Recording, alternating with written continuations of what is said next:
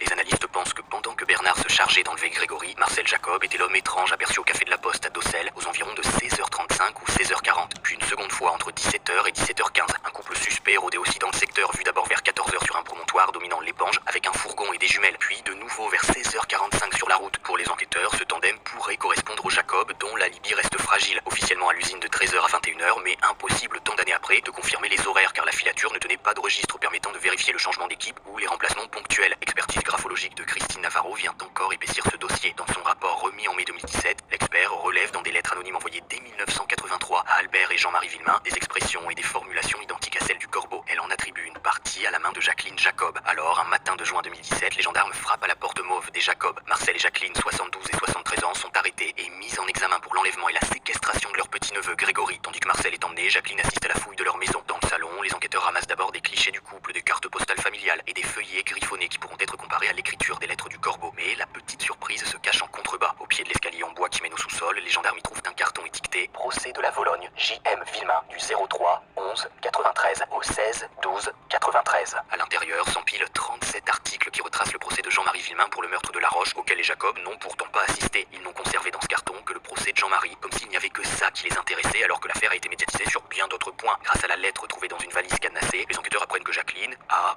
ou a eu l'intention de quitter Marcel pour suivre un amant, Roger. Puis finalement, ils mettent également la main sur une pochette verte qui contient des lettres écrites par Marcel à l'intention de sa sœur Monique, la mère de Jean-Marie et ses autres proches. Dessus, il leur jure qu'il n'a rien à voir dans cette affaire et qu'il est innocent à 100%. Dans la pochette, ils trouvent également le compte-rendu de la réunion syndicale qui, hasard ou pas, s'était tenue le 16 octobre 1984, jour de la disparition de Grégory et de leur anniversaire de mariage. Au poste, Marcel Jacob assure avoir commencé sa journée de boulot à 13h, puis participé à une réunion syndicale CGT de 14h à 16h45, comme l'indique le fameux compte-rendu retrouvé chez lui. Celle soutient avoir repris son poste de surveillant des machines dans l'après-midi, mais ne sait plus exactement à quelle heure, car la durée de la réunion syndicale est floue. Il précise cependant qu'il a su ce qu'il se passait aux alentours de 21h. Lorsqu'il apprend la disparition de Grégory, Marcel Jacob dit avoir aussitôt songé à une prise d'otage, une manœuvre pour réclamer de l'argent, ou simplement pour tourmenter encore les Villemain. Les enquêteurs s'étonnent qu'il n'ait pas pris part aux recherches. Il rétorque: on m'a pas demandé, je veux pas me mêler de choses comme ça, de choses qui me regardaient pas. Quand on lui suggère que son absence pourrait trahir une connaissance des faits, il s'emporte. Vous avez pas d'autre chose à trouver? Dites-moi tout de suite que je suis un assassin tant que vous y êtes. J'ai dit au juge Simon que si j'avais su un petit bout pour permettre d'identifier celui qui a fait le mal, je serais allé voir les gendarmes tout de suite. J'aurais jamais pu vivre avec ça. Aux obsèques de Grégory, il reste également en retrait, présent avec sa femme et sa fille, dont on reparlera d'ailleurs. Il n'ose pas s'approcher de Jean-Marie.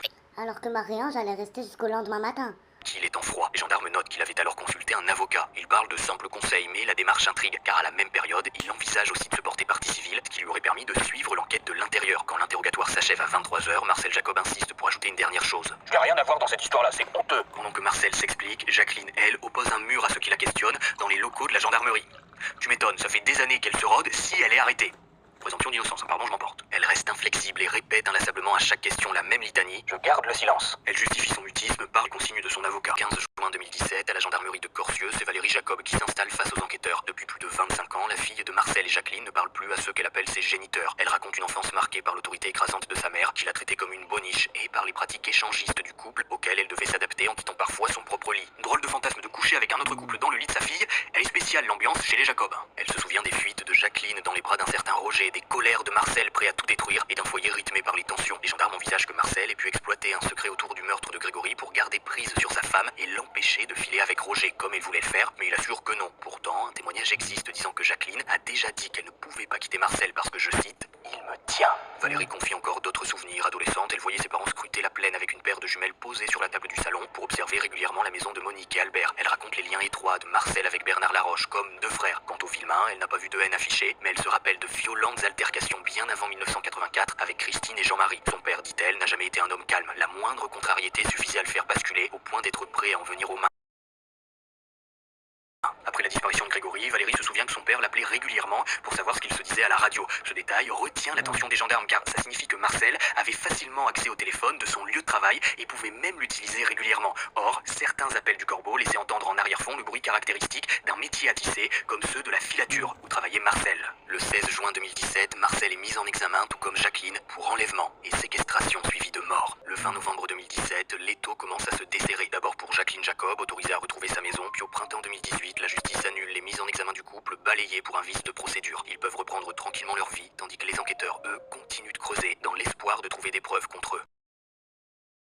Il reste des enregistrements des appels du corbeau qui peuvent être analysés par la science et qui vont peut-être parler. Les parents de Grégory avaient aussi réclamé une expertise vocale en espérant que les voix du corbeau être confrontée à celle de 6 protagonistes. Et c'est peut-être ce qui explique qu'aujourd'hui encore, Jacqueline Jacob se retrouve au centre du dossier. Début 2025, la chambre de l'instruction de Dijon a passé au crible tout ce qui la concerne. Certains éléments mis bout à bout dessinent autour d'elle un faisceau de présomption. Jusqu'ici visé pour enlèvement et séquestration, l'octogénaire pourrait désormais être inquiété pour association de malfaiteurs criminels, une qualification plus large qui s'appuie sur une série d'éléments jugés graves et concordants. Parmi ces éléments, plusieurs pourraient peser lourd. Le frère aîné de Marcel, René Jacob, aujourd'hui décédé, avait reconnu sur les enregistrements du corbeau la voix et surtout le rire de Jacqueline.